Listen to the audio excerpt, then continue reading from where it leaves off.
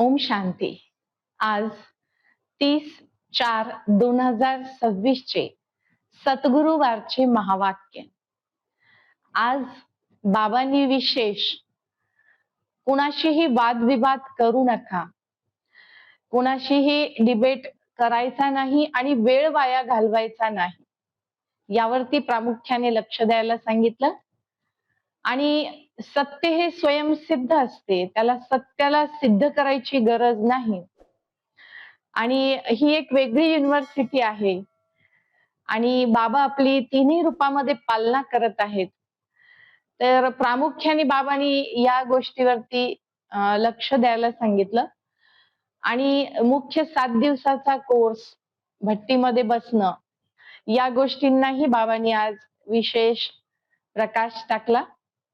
तर ऐकूया आपण बाबांचे सद्गुरुवारचे महावाक्य. गोड मुलांनो, तुमचे हे आश्चर्यजनक अद्भुत असे विद्यापीठ आहे, जिथे बाबा, बाप, शिक्षक आणि सद्गुरु तिन्ही रूपामध्ये भोलानाथ शिकवत आहे. प्रश्न: या विनाशाच्या वेळी तुम्ही मुले सर्वांना कोणते लक्ष देता? उत्तर: हे आत्म्यांनो, आता पावन बना. पावन बनल्याशिवाय वापस घरी जाऊ शकत नाही. आणि अर्ध्या कल्पापासून जो रोग आत्म्याला लागलेला आहे, त्यातून मुक्त होण्यासाठी तुम्ही सर्वांना 7 दिवस भट्टीमध्ये बसवा. अर्थात 7 दिवसाचा कोर्स. पतिताच्या या पावन बनण्याच्या संगमावर आपण आलेलो आहोत आणि म्हणून दुसऱ्या वाईट पतितांच्या संघामध्ये आपल्याला राहायचं नाही. दुसऱ्या कुणासही आठवण आपल्याला करायची नाही, तरच बुद्धीत ज्ञानाची धारणा होऊ शकते. गीत आहे: तुम्ही रात्र गमवली झोपेत आणि दिवस घालवला खाण्यात. जीवन अनमोल आहे, कवडींच्या मागे व्यर्थ करू नका. ओम शांती. रात्र, कलियुगाची रात्र, अज्ञानाच्या रात्रीमध्ये आपण आपला वेळ वाया घालवायचा नाही. बाबा म्हटले की परमात्मा वडील आहेत, शिक्षक आहेत आणि सद्गुरु आहेत. तीनही रूपात पालना करत आहेत. भक्तीमध्ये म्हटलं तुम्ही माता पिता, आम्ही मुलं. तर बाबा म्हणले तुम्हाला या विद्यालयामध्ये तुम्ही शिकण्यासाठी आलेले आहात, तर हे बुद्धीत आहे का की बापच शिक्षक आणि सद्गुरूच्या रूपात पालना देत आहेत? कारण बाबा म्हणतात आत्माच सर्व काही करते आणि आत्मा शरीराच्या द्वारे जे कर्म करते त्यानुसार पाप अथवा पुण्य आपल्या खात्यामध्ये जमा होतं.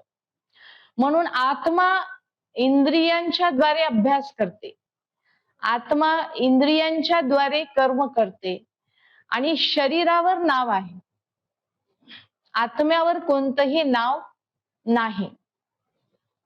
आणि म्हणून पुढे बाबा सांगतात की शरीराद्वारे जरी कर्म होत असले, करवणारी आत्मा आहे, पण नाव शरीरावर पडत असल्यामुळे सर्व काही व्यवहार नावाप्रमाणे चालतात, शरीराद्वारे चालतात, पण करविता आत्मा आहे.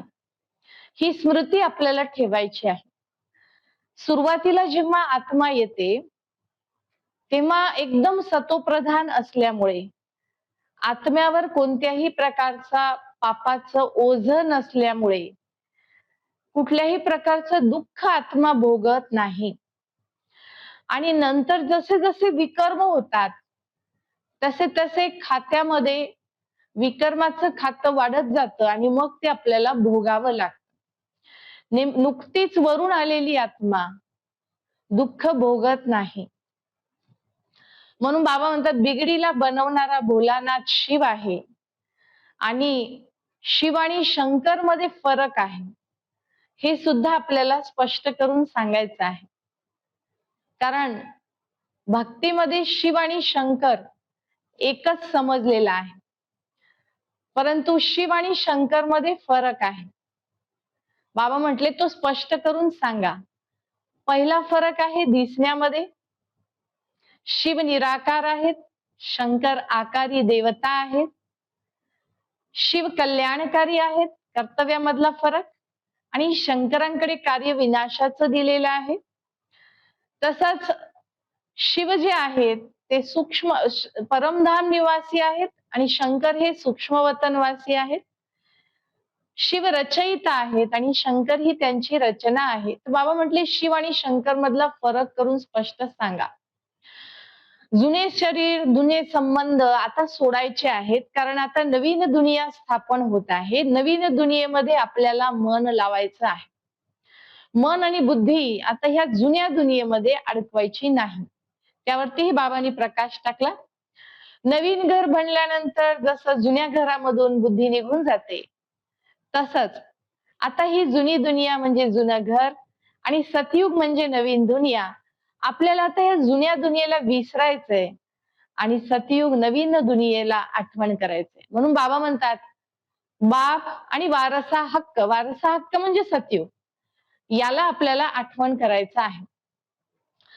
जे बाबांनी आपल्याला नवीन घर बनवून दिलं होतं, ते नवीन घर रावणाने पूर्ण बिघडवून टाकले. बाबा म्हणतात रावणाने सर्वांना बिघडवून टाकले आणि म्हणून सतयुगामध्ये जो पवित्र ग्रहस्थ आश्रम होता, तो आज अपवित्र विकारी धर्म, विकारी ग्रहस्थ धर्म झालेला आहे. आश्रम राहिलेला नाही, पवित्रता राहिलेली नाही. बाबा म्हणले सर्वांना रावणाने बिघडवून टाकलेलं आहे. आणि हे चक्र वारंवार बाबा आज मुरलीमध्ये आठवण करून देतात. हे 84 जन्माचं चक्र सतयुग, त्रेतायुग, द्वापरयुग, कलियुग आणि आहे संगमयुग. मध्ये जे छोटासा संगमयुग आहे, तिथे बाबा म्हणतात तुम्ही अभ्यास करा. अभ्यास करून स्वपरिवर्तन करा. पुढे बाबा सांगतात काही जण म्हणतात की मी नोकरी धंदा करतो, मला वेळ नाही. तर बाबा म्हणतात की 7 दिवस तर वेळ काढा, 7 दिवस कोर्स करा. 7 दिवसामध्ये आत्मा परमात्मा परिचय माहित करून घ्या. मग तुम्हाला मुरली कुठेही भेटेल, मुरलीचं अध्ययन तुम्ही करू शकाल. पण 7 दिवस वेळ काढण्याची आवश्यकता आहे. 7 दिवस सुद्धा फक्त 1-1.5 तास काढायचा असतो, त्यालाच बाबा साप्ताहिक कोर्स म्हणतात. बाबा म्हणतात पतितपणा सुद्धा रोग आहे. आत्म्याला लागलेला हा काय आहे? पतितपणा हा रोग आहे. आधा कल्पाचे महारोगी आहात. 2500 वर्ष या 5 विकारांच्या अधीन होऊन कर्म केल्यामुळे महारोगी बनलेले आहात. आता वाईट संग सोडा आणि ईश्वरीय संघामध्ये राहा. बाबा म्हणतात विभिन्न वेगवेगळे कितीही धर्म आहेत, परंतु प्रत्येक धर्मामध्ये सेवाभाव सांगितलेला आहे. आणि त्यामध्येही महत्वाचं बाबा म्हणतात वाईटाच्या संघामध्ये जाऊ नका. म्हणून भक्तीमध्ये सुद्धा म्हणतात चांगल्याचा संग तारतो आणि वाईटाचा संग बुडवतो. देवांना कुणीही पतित जाऊन शिवू शकत नाही, मूर्तीला सुद्धा शिवू शकत नाही. मूर्तीला स्पर्श करायचा असेल तर स्नान करणे, पवित्रता, शुद्धी ठेवली जाते. तर बाबा म्हणतात की जर मूर्तीला सुद्धा पतित कोणी शिवू शकत नाही, तर इथे पतितांच्या हातचं भोजन खाणे, पतितांनी बनवलेलं भोजन खाणे योग्य आहे का? कारण आपल्याला देवता बनायचं आहे. तर या धारणेकडे बाबांनी आज विशेष लक्ष द्यायला सांगितलं. बाबा म्हणतात मृतदेह किंवा अर्थी जेव्हा स्मशानभूमीकडे घेऊन जातात, तेव्हा त्याचे पाय स्मशानभूमीकडे आणि डोके इकडे असतं आणि तिथे गेल्यानंतर फिरवलं जातं. कारण त्याच्या मागचा अर्थ असा आहे आपल्याला मुख सतयुगाकडे करायचं आहे आणि पाय या मृत्यू लोकाकडे करायचा आहे. ज्या युगामध्ये जायचं आहे त्याची स्मृती आपल्याला ठेवायची आहे. म्हणून बाबांनी पुढे स्पष्ट त्याचं विश्लेषण केलेलं आहे. ही बुद्धीची प्रॅक्टिस आहे. अशी सवय लावा की मला या जुन्या देहाला सोडून, जुन्या दुनियेला सोडून आता मला वापस परमधाम घरी जायचं आहे. बाबा म्हणतात क्राइस्ट कधी आले, गुरु नानक कधी आले, म्हणतात गुरु नानक 500 वर्ष पूर्व आले. बाबा म्हणले कोणाचे किती जन्म झाले, ह्या सर्व वाद विवादामध्ये आपला वेळ वाया घालवू नका. जर या वादविवादामध्ये फसाल तर व्यर्थ वेळ जाईल.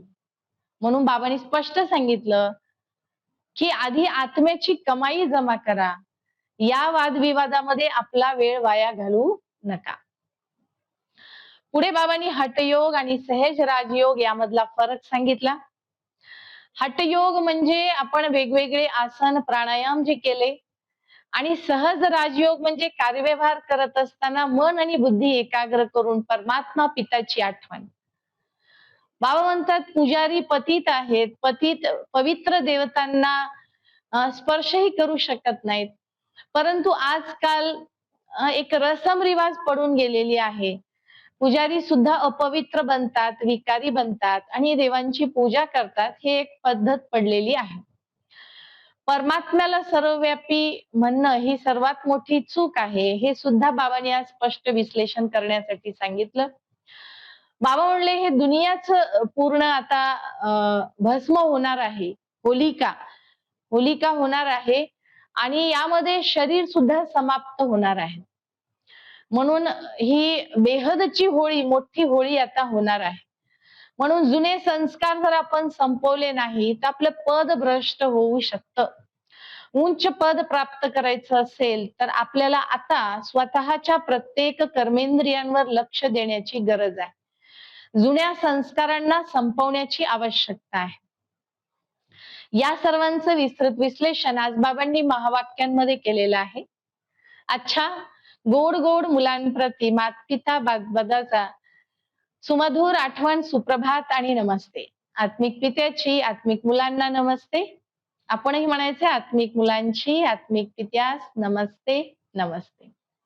धारणेसाठी मुख्य सार पहिला पॉइंट आहे, कुणाशीही वादविवाद करून वेळ वाया घालवू नका. व्यर्थ वेळ वाया घालवायचा नाहीये. व्यर्थ गोष्टीमध्ये बुद्धी जास्त जाऊ नाही द्यायची.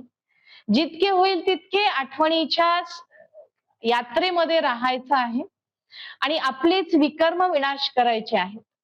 आत्माभिमानी बनण्याची सवय लावायची आहे. दुसरा पॉइंट, जुन्या दुनियेकडून मुख फिरवून शांतीधाम सुखधामाची आठवण करायची आहे.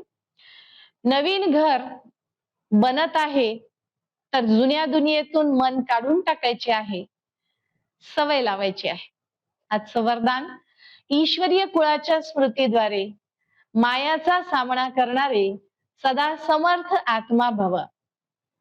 समर्थ स्वरूप म्हणजे काय? शक्तिशाली. बाबा म्हणतात स्मृतीमुळे समर्थी अर्थात शक्ती येते आणि समर्थीमुळे मायाला सामना करण्याची ताकद येते. आणि मायाला सामना करण्याची जर ताकद आली, बाबा म्हणतात जशी स्मृती तसे स्वरूप. नेहमी शक्तिशाली स्मृती जर ठेवली आपण तर आपला ईश्वरीय जन्म आहे, ईश्वर माझ्या सोबत आहे, या स्मृती आपल्याला शक्ती देऊन जातात. आणि ईश्वरीय जन्म आहे तोपर्यंत प्रत्येक सेकंद मला सफल करायचा आहे, प्रत्येक संकल्प मला सफल करायचा आहे, प्रत्येक कार्य ईश्वरीय सेवेसाठी करायचे आहे आणि मी ईश्वरीय कुळाचा आहे. ही स्मृती आपल्याला शक्ती देईल आणि मायावरती आपण विजयी बनू शकू. आजचा सुविचार, सत्य वेळेनुसार सिद्ध होत असतं. सत्याला सिद्ध करण्याची गरज, आवश्यकता नाही. आजचा अव्यक्त इशारा आहे, महान बनण्यासाठी मधुरता आणि नम्रता या गुणास धारण करताना आजचा मुख्य अभ्यास, सेवेत विघ्न काय येते? काय येतं? मीपणामुळे. मी हे केलं, मीच हे करू शकतो, मी पण येतो, हे जे मीपणा येतो ना, हेच ज्ञानाचा, बुद्धीचा अभिमान सेवेमध्ये विघ्नरूप बनतो. आणि म्हणूनच बाबांनी सांगितलं, एक शब्द वापरा, मी निमित्त आहे. निराकारी, निरहंकारी, निर्विकारी. आणि नम्रचित्त राहायचं आहे. निसंकल्प अवस्था बनवायची आहे. तर आपोआपच आपल्यामध्ये हे महानता आणि मधुरता, नम्रता हे गुण यायला लागतील. यावरती बाबांनी विशेष आपल्याला अभ्यास करण्यासाठी आज गृहपाठ दिलेला आहे. तर आपण सर्वजण याचा सखोलपणे अभ्यास करूया. ओम शांती.